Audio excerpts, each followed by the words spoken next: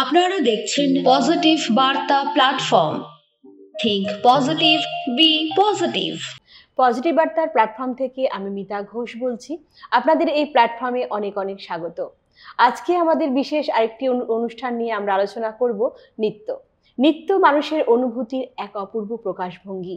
এটি কেবল বিনোদন নয়, এটি শক্তিশালী শিল্প মাধ্যম, যার মাধ্যমে আমরা আমাদের সংস্কৃতি, ঐতিহ্য এবং আবেগ প্রকাশ করি। আমরা শরীর, মন এবং আত্মার একত্র সমন্বয় এই নৃত্য। একজন নৃত্যশিল্পীর প্রতিটি অঙ্গভঙ্গি, চোখের চাহনি এবং পদক্ষেপ একটি গল্প বলে, যা দর্শকদের হৃদয় ছুঁয়ে যায়। আজকের আলোচনায় আমরা জানব নৃত্যের প্রতি তাদের ভালোবাসা, পরিশ্রম এবং শিল্পের যে ভবিষ্যৎ দৃষ্টিভঙ্গি, সেই নিয়ে আলোচনা করব। সঙ্গে থাকুন, পাশে থাকুন এবং চোখ রাখুন আমাদের পজিটিভ বার্তার Facebook live, Tripura knowledge city এবং পজিটিভ বার্তার ইউটিউব চ্যানেলে।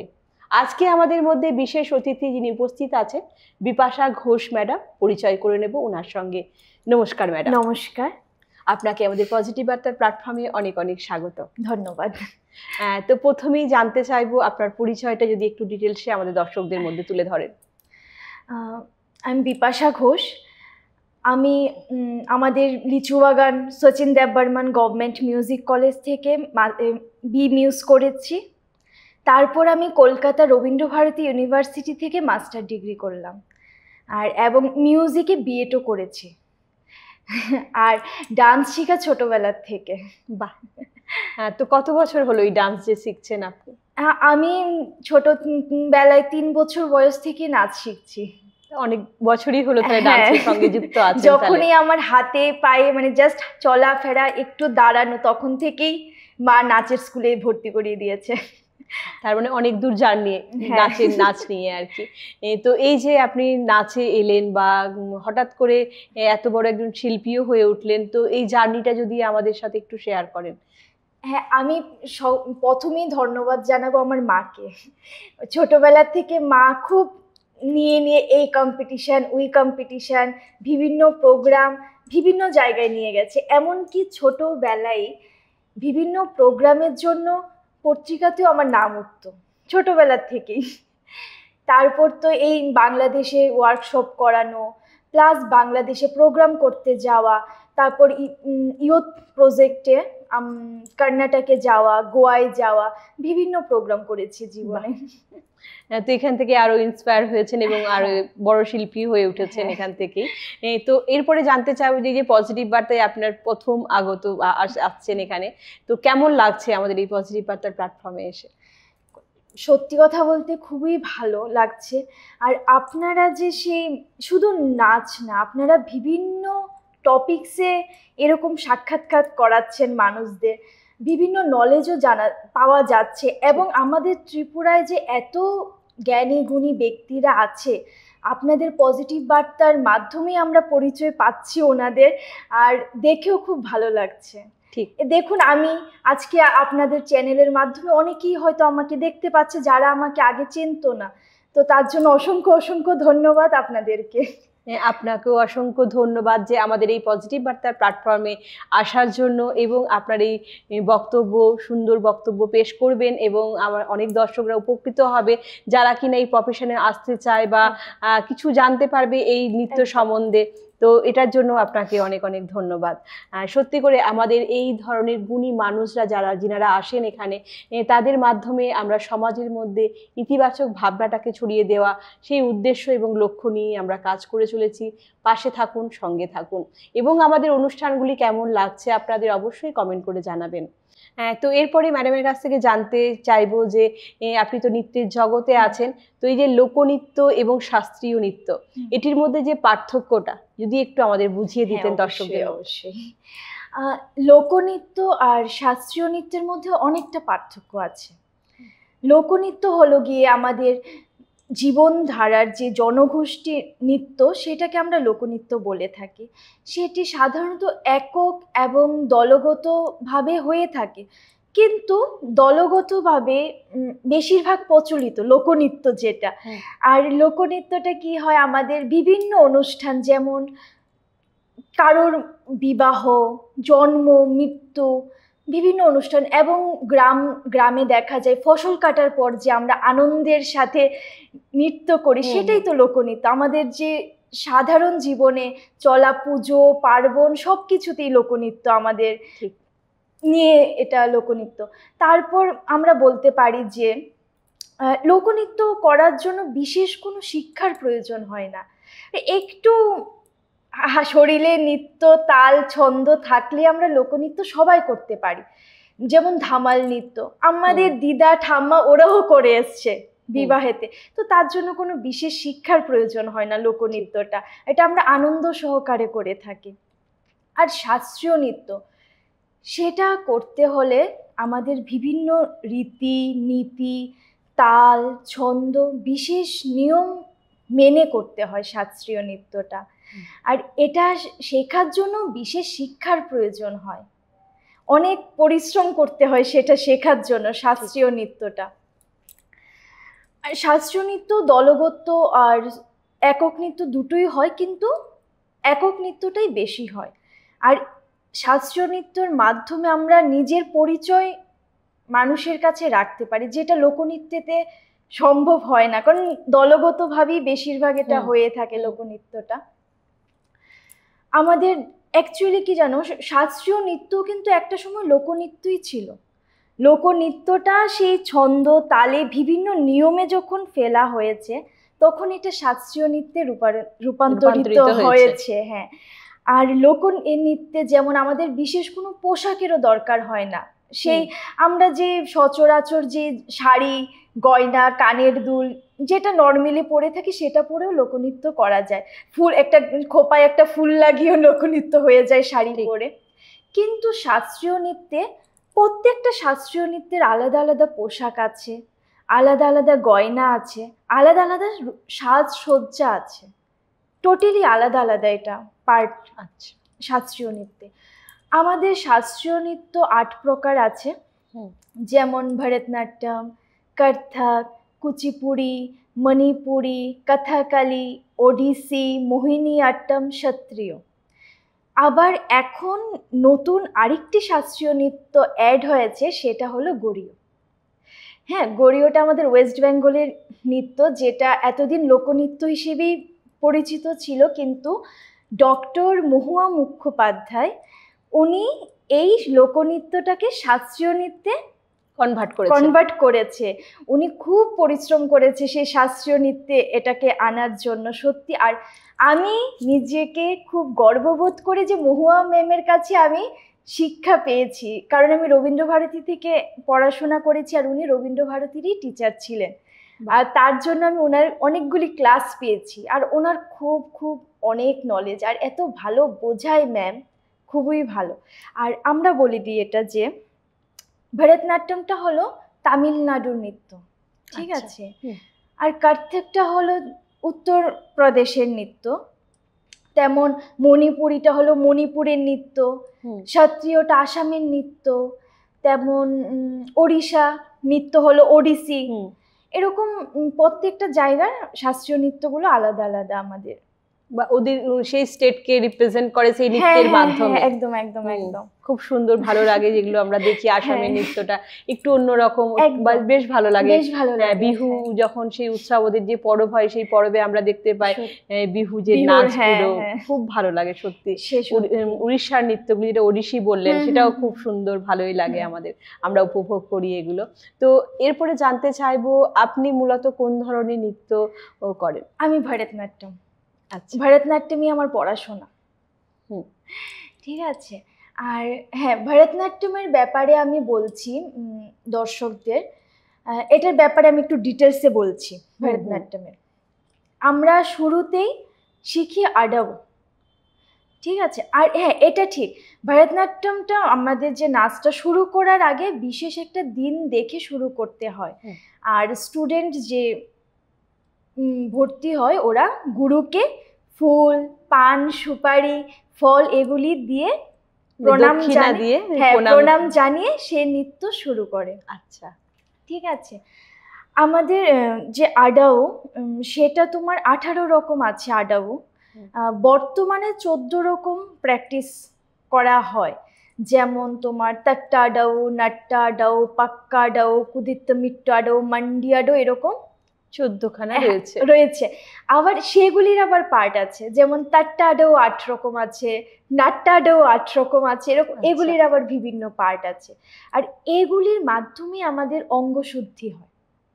হুম, এগুলি প্র্যাকটিস ছাড়া নাচে এগোনো যাবে না। ঠিক। অনেকেই মনে করে যে আমাকে এখনো আডাও শিখিয়ে যাচ্ছে, এখনো আমাকে নৃত্যের সে আইটেম গানের সাথে নাচ কেন শেখানো হচ্ছে না।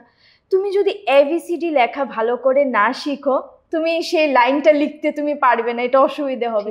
সেম আমাদের নাচেও তুমি যদি আডাও প্র্যাকটিস ভালো করে না করো, তুমি নৃত্যের সেই উপভোগটা নিতেও পারবে না, দর্শকদের দিতেও পারবে না।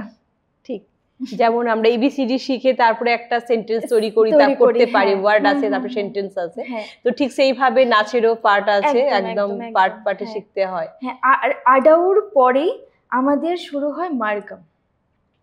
মারগামের বিভিন্ন ধাপ আছে, 6টি ধাপ আছে মূলত, যেমন আলারিপু, জ্যোতিস্বরম, শব্দম, বর্ণম, পদম, তিল্লানা, এগুলো হলো কি আমাদের ভরতনাট্যমের পার্ট। এখন পার্টগুলিতেও বিভিন্ন রকম ভাবে ভাগ করা আছে। যেমন আমি শুরুতেই বললাম আলারিপু, এটা হলো মারগামের প্রথম ধাপ, ঠিক আছে। এটার মাধ্যমে যে আমরা যে নৃত্যটা করি, আমরা ভগবানকে, দর্শকদের এবং আমার যে গুরু, ওনাকে প্রণাম জানিয়ে এই নৃত্যের মাধ্যমে আমরা সবাইকে প্রণাম জানাই। হুম, তাহলে ভাবো, মানে একটা প্রণাম জানানো, সেটাও আমরা নৃত্যের মাধ্যমে করে দেখাচ্ছি প্রণামটা। হুম, আর এটা বলে দিই যে নৃত্যের শুরুতেই আমরা ভূমিকে প্রণাম জানাই, ভূমিকে প্রণাম জানিয়ে আমাদের নাচ শুরু করতে হয়। আর আরেকটা জিনিস আমি দর্শকদের বলতে চাই যে অনেককেই দেখা যায় ছোট যারা বাচ্চা ঘুঙ্গুর পায়ে দিয়ে জুতো পরে হাঁটছে। এটা আমি আপনাদের না করব। ঘুঙ্গুরকে আমরা ভগবানের সম্য পুজো করি, ঘুঙ্গুরকে আমরা প্রণাম করে তারপর পায়ে পড়ি। যেহেতু আমরা এটাকে ভগবান ভেবে থাকি, তো ভগবানকে তো আমরা হাতে নিয়ে জুতো পরতে পারি না, তো আমরা ঘুঙ্গুরকে পায়ে পড়ে কিভাবে জুতো পরতে পারি? তো যারাই ছোটরা আছো, বড়রা নিশ্চয়ই জানো, কিন্তু ছোটরা সেটা ভুল করে থাকে। আর ওদের বড়দের শিখিয়ে দেওয়া উচিত, বড়দের এটা শিখিয়ে দেওয়া উচিত। আর আপনাদের পজিটিভ বার্তার মাধ্যমে যেহেতু আমাকে অনেকেই দেখতে পাচ্ছে, তার জন্য আমি এটা বিশেষভাবে অনুরোধ করছি, ঘুঙ্গুর পরে কখনো জুতো পরবে না, সেটা আমাদের ঘুঙ্গুরকে অপমান করা হয়। ঠিক, ধন্যবাদ ম্যাডাম আপনাকে। এত সুন্দর যে একটা মেসেজ দিয়ে আমরা হয়তো অনেকেই ব্যাপারটা জানতো না বা জানতাম না আমরা, তো এই মেসেজটা দেওয়ার জন্য অসংখ্য ধন্যবাদ আপনাকে। আর আমি তারপর বলছি, আলারিপুর ব্যাপারে বললাম, তারপর আসছে জ্যোতিস্বরম। জ্যোতিস্বরম হলো গিয়ে আমরা যে আডাবু বলেছি, আমরা দেখো, আমরা একটা বাচ্চাদের কি শিখাই, আমি, তুমি বা আপনি, এরকমই আমরা বিভিন্ন খাবার শিখাই, ভাত, ফল, যেটাই আমরা শিখাই, বা কোনো জায়গা শিখাই, এরকম জায়গা ওইরকম জায়গা শিখাতে, সে কালার শিখাই বাচ্চাদের। তো তারপর কি হয়, সেন্টেন্স শিখাই। সেম আমাদের জ্যোতিস্বরমটা হলো আডাবুগুলিকে মিলিয়ে সুন্দরভাবে একটা নৃত্য পরিবেশন করা হলো জ্যোতিস্বরম। আচ্ছা, ঠিক আছে। তারপর আসছে শব্দম। শব্দমে মজার একটা জিনিস, ও শব্দমই প্রথম আমাদের ফার্স্ট ধাপ হলো অভিনয়ের। শব্দমে অভিনয়ের পার্ট শুরু। আর অভিনয় দেখতে সবাই পছন্দ করে, সবাই ভালোবাসে, যার জন্য টিভির পর্দাটা খুলে সবাই বসে পড়ে। আমাদের ভরতনাট্যমের অভিনয়ের পর্বটাই হলো শব্দম। তারপর আসছে বর্ণম। বর্ণমে কি হচ্ছে, যেমন নৃত্য থাকছে তেমন অভিনয় থাকছে, মানে খুব সুন্দর একটা আইটেম বর্ণম। মানে এর পদমে যেমন আছে তোমার রাজার বা দেবতাদের সৌন্দর্যকে নিয়ে আমরা যে ব্যাখ্যাটা করি, পদমের মাধ্যমে ব্যাখ্যা করি। আর শাস্ত্রীয় নৃত্য বিশেষ করে দেবতাদের উদ্দেশ্য করে প্রণাম জানিয়ে আমরা শাস্ত্রীয় নৃত্যটা করে থাকি। হ্যাঁ, করে থাকি। আচ্ছা, বাহ, খুব সুন্দর, আমরা জানতাম না এত কিছু, তো ম্যাডামের কাছ থেকে অনেক কিছু তথ্য আমরা জানতে পারছি যে শাস্ত্রীয় নৃত্য এবং লোকনৃত্যের মধ্যে যে পার্থক্যটা সেটা আমরা এতক্ষণ ধরে শুনলাম। তো এরপরে ম্যাডামের কাছে আসবো। আমি আরেকটা বলতে চাই, লোকনৃত্য আর শাস্ত্রীয় নৃত্য বলেছি, আরেকটা যেটা আমরা করি মডার্ন ডান্স। হ্যাঁ, ঠিক আছে, মডার্ন ডান্সের ফাদার কিন্তু পণ্ডিত উদয় শঙ্কর। ঠিক আছে, ওনার একটা সিনেমার কথা আমি বলবো, পণ্ডিত উদয় শঙ্কর এবং ওনার মিসেস অমলা শঙ্কর, ওদের দুজনের একটা বিশেষ একটা মডার্ন ডান্স নিয়ে একটা সিনেমা আছে 1947-এর। সিনেমাটা হলো কল্পনা। আমি সবাইকে দেখার জন্য অনুরোধ করব, সেটার থেকে আপনারা মডার্ন ডান্স শিখতে পারবেন যে মডার্ন ডান্সটা অ্যাকচুয়ালি কি। 1947-এর সিনেমা, সেটা অনেক দিন আগে তখনই ওরা ডান্স নিয়ে সিনেমা করেছে। ঠিক, এবং বলবো যে এই যে আপনি বললেন উদয় শঙ্কর যিনি আছেন আমাদের নৃত্যের গুরু বলবো উনি, তো উনার হাত ধরে কিন্তু আমাদের অনেকটা আমরা নৃত্যের জগতে প্রবেশ করতে পেরেছি এবং নৃত্যটা জানতে পেরেছি, নৃত্যটা কি সেই সম্বন্ধে আমরা জানতে পেরেছি। এবং বর্তমানে উনারই রয়েছেন যিনি মমতা শঙ্কর, উনি তো আমাদের কিছুদিন আগে এসে গেল আমাদের আগরতলায় এসেছিলেন এবং ওনার প্রোগ্রামও আমি সেখানে দেখেছি, সৌভাগ্য আমার হয়েছিল, সত্যি সৌভাগ্য ওনার প্রোগ্রাম দেখা। সত্যি আমি সেই সৌভাগ্য অর্জন করতে পেরেছিলাম যে ওনার নৃত্যটা আমি সামনে থেকে দেখেছিলাম। একদম সত্যি উনিও নৃত্যের জগতে রানী বলবো। একদম খুব সুন্দর। ওনার daughter in law Tanushree Shankar, উনিও খুব বিখ্যাত একজন নৃত্যশিল্পী। ঠিক ঠিক, একদম। তো এরপরে আবারও একটি প্রশ্ন ম্যাডামের কাছ থেকে জানতে চাইবো যে আমরা তো জীবনে সবকিছুই বেদ থেকে পেয়েছি, তো নৃত্যও বেদ থেকেই পেয়েছি, তো এই যে কিভাবে পেলাম যদি বিশ্লেষণটা একটু করেন আমাদের মাঝে। আমরা জানি যে আমাদের 4টি বেদ আছে, ঋগ্বেদ, সামবেদ, যজুর্বেদ, অথর্ববেদ। আমরা 4টি বেদ থেকেই কিছু না কিছু পেয়ে এসেছি। যেমন সামবেদ, সেটার থেকে কিন্তু আমরা আয়ুর্বেদা পেয়েছি, মানে নর্মালি আমরা বলছি যে the science of medicine Samaveda থেকে। তেমনি আমরা নৃত্যের জন্য পেয়েছি স্পিচ, যে বাক্য, সেটা আমরা সামবেদ থেকে পেয়েছি। যজুর্বেদে আমরা ধনুর্বিদ্যা শিখেছি, কিন্তু আমরা নৃত্যে পেয়েছি যজুর্বেদ থেকে অভিনয় কিন্তু আমরা যজুর্বেদ থেকেই পেয়েছি। তারপর আছে ঋগ্বেদ থেকে আমরা যে আমাদের যে মেলোডিজ বা চ্যান্ট, এগুলি কিন্তু ঋগ্বেদ থেকে। আর আমরা ডান্সে আমরা ঋগ্বেদ থেকে পেয়েছি মিউজিক। আচ্ছা, হ্যাঁ, আর হলো গিয়ে বাকি আছে অথর্ববেদ। অথর্ববেদ কিন্তু the science of politics, economics, এগুলির আমরা অথর্ববেদ থেকে পেয়ে থাকি। আর আমরা নৃত্যের জন্য অথর্ববেদ থেকে পেয়েছি অথর্ববেদকে আমরা বলে থাকি the science of politics, economics, administration. আর আমরা নৃত্যের জন্য সেখান থেকে পেয়েছি রস ছাড়া নৃত্য করা সম্ভব না। আর আমাদের নৃত্যের মধ্যে আছে নবরস, মানে 9টি রস আছে, যেটা আমরা একত্রে নবরস বলে থাকি। সেই নবরসগুলি কি কি? যেমন সিঙ্গার, হাস্য, করুণ, রুদ্র, বীর, ভয়ানক, অদ্ভুত, শান্ত, মানে এগুলি আমাদের নবরসের মধ্যে পড়ে। আমরা দর্শকদের একটু করে দেখাচ্ছি যে নবরসটা বোঝার জন্য যে এটা কি হয়। ঠিক, যেমন সিঙ্গার মানে কি? ভালোবাসা, যে প্রেম। যখন সীতা রামকে দেখেছিল সেই বনের মধ্যে, তখন সীতার মনে যে প্রেম ভাবটা উৎপন্ন হয়েছে, তখনই আমরা সেটাকে সিঙ্গার রস বলে থাকি। যেমন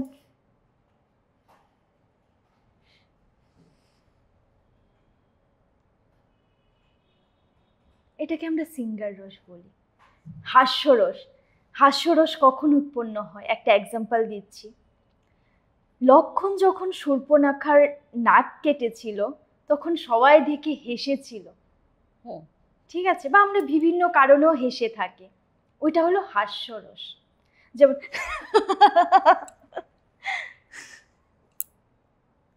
হাসির মধ্যে আবার অনেক রকম হাসি আছে, মুচকি হাসি, শান্ত হাসি, অনেক রকমের হাসি আছে। তারপর কি আছে? করুণ রস।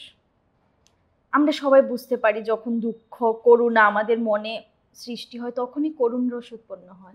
যেমন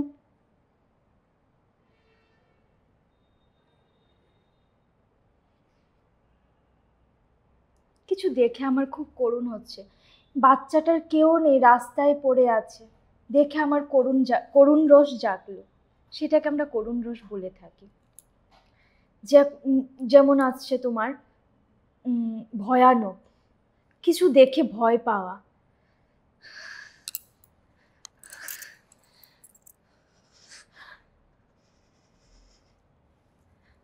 ভয়ানক। অদ্ভুত, কিছু দেখে আমরা অবাক হয়ে গেলাম, সেটা অদ্ভুত রস।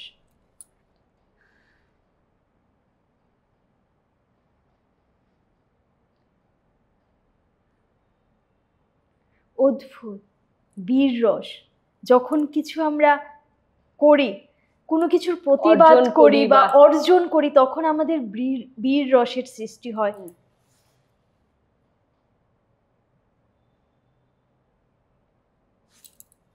যেমন রাজা কোনো কিছু অর্জন করলে বীর ভাবের উৎপন্ন হয়। ঠিক।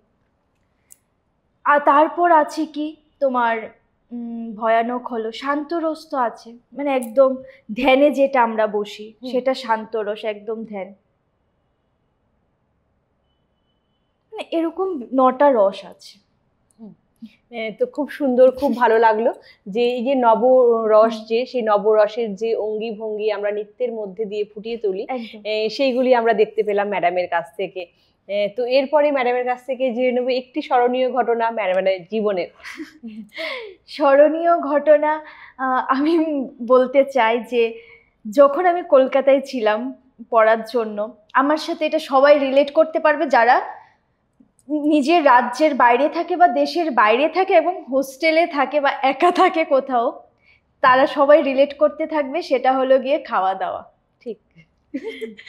আমরা যখন বাড়িতে থাকি তখন আমরা রেস্টুরেন্টে খাওয়ার জন্য, বিরিয়ানি খাওয়ার জন্য, বিভিন্ন খাবারের জন্য আমরা পাগলামো করি, ঘরের খাবার খেতে চাই না, খুব একদম করি।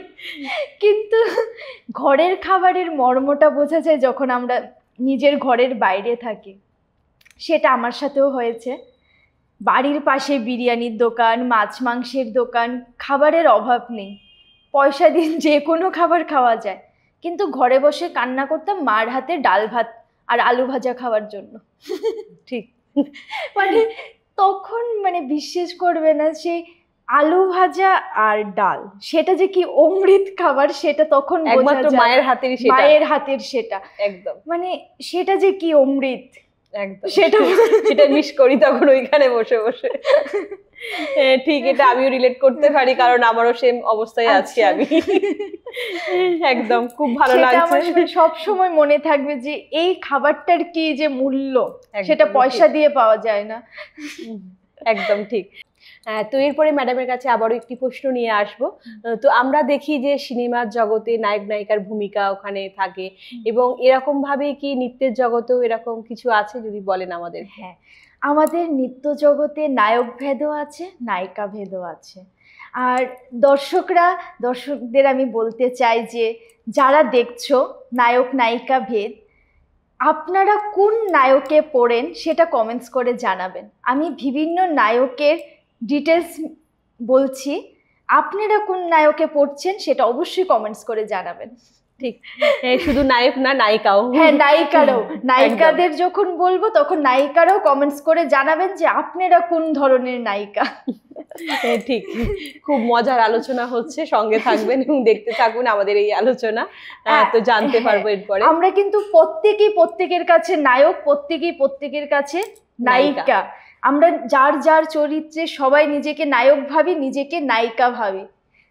সবাই সবাইকে ভাবি এটা আমরা, একদম এটা আমাদের সুপ্ত থাকে কিন্তু এটা প্রকাশ হয় না। একদম একদম, কিন্তু নিজেকে আয়নার সামনে আমরা নায়িকা ভাবি সবাইকে, সবাই। বা কোনো সিনেমা যখন কেউ দেখে তখন কিন্তু সেই নায়কের জায়গায় বা নায়িকার জায়গায় নিজেকে দাঁড় করিয়ে তখন স্বপ্নটা ঠিক কেউ না কেউ দেখে। একদম একদম একদম একদম ঠিক, যার যার স্বপ্নে একদম সে নায়িকা সেই নায়ক। ঠিক, একদমই ঠিক তাই।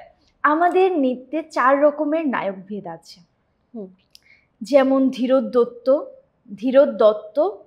ধীর ললিত, ধীর শান্ত। ধীরোদ দত্ত যেটা, সেই নায়কের চরিত্রটা হলো সে খুব বীর হবে, তার মধ্যে কোনো ঈর্ষা বা কোনো ঘৃণা বা কোনো নেগেটিভ কিছু থাকবে না ওর মধ্যে, ও খুব উদার প্রকৃতির হবে, ঠিক আছে। আর ধীরোদ দত্ত সে খুব, ওর মধ্যে খুব ঈর্ষা, ঘৃণা, নেগেটিভিটি, রাগ, অহংকার এসবেও ভরপুর।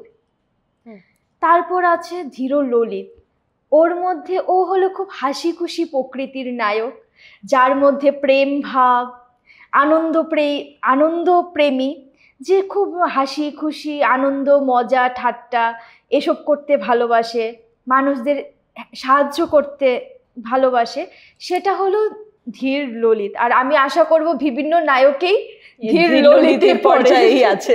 আর আমাদের এখন জীবনে আনন্দ ছাড়া আর কিছু নেই, আনন্দ করার জন্য আমরা সবাই বাঁচি, ঠিক।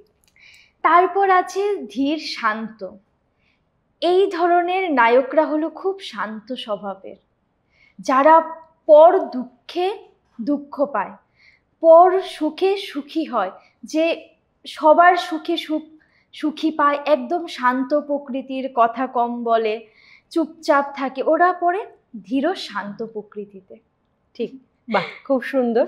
তো এরপরে আমরা নায়িকার পর্যায়ে আসবো। হ্যাঁ, এখন আমরা আসছি নায়িকা ভেদে। নায়িকা ভেদ হলো 8 প্রকার, যেমন স্বাধীন পত্রিকা, তারপর বাসকসজ্জা, বিরহ কণ্ঠিতা, বিপ্রলব্ধা, খণ্ডিতা, কলহন্তরিতা, প্রসিতবর্তিকা এবং অভিসারিকা, ঠিক আছে।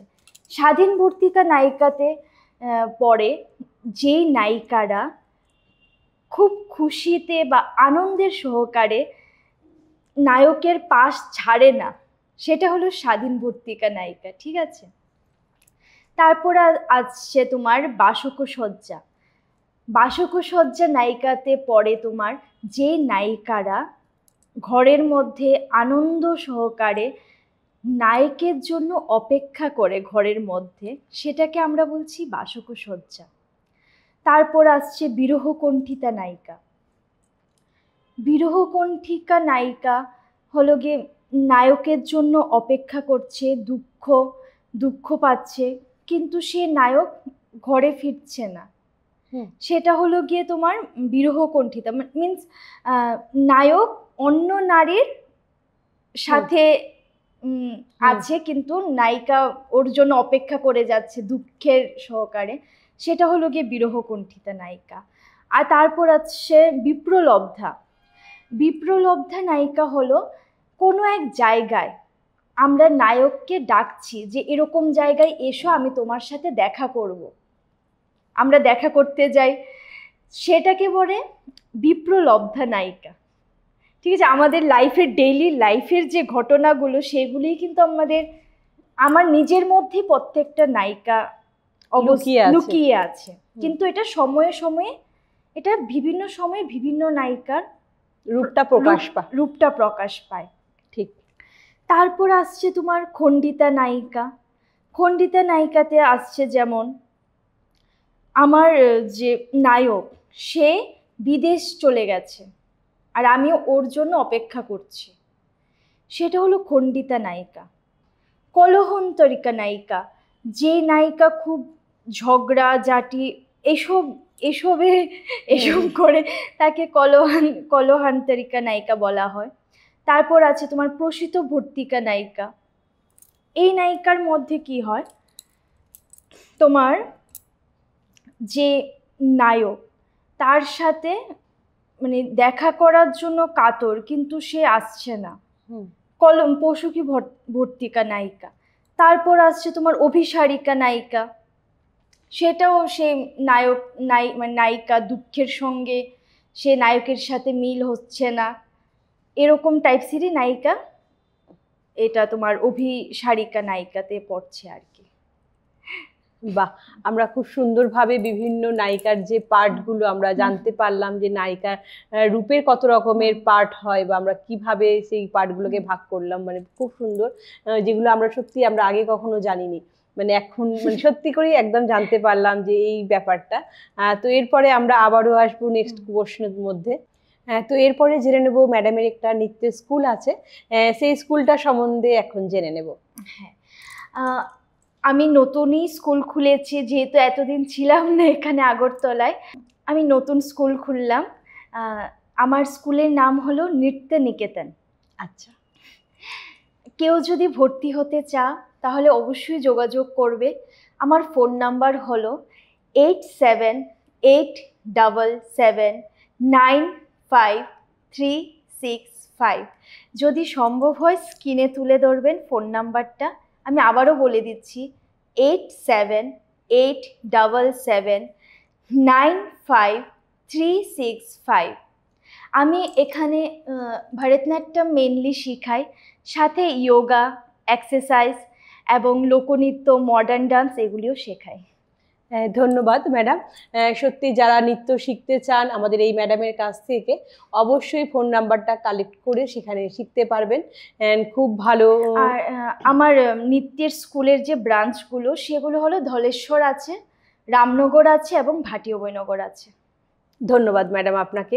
তো এরপরে আপনার কাছ থেকে জানতে চাইবো যে যারা নৃত্য শিখতে চায় বা একজন নৃত্য শিখতে গেলে কি কি গুণ থাকা প্রয়োজন বলে আপনি মনে করেন, বা কি বার্তা দেবেন আগামী প্রজন্মকে, বা যারা নাচ শিখে তাদেরকে কি বার্তা দেবেন? হ্যাঁ, আমি প্রথমেই বলতে চাই, যারা নৃত্য শিখতে চায় ছোটবেলার থেকে, ওরা নিশ্চয়ই জানে না সেই আমি কি শিখবো, বা ওদের যা শেখানো হয় ওরা তাই শেখে।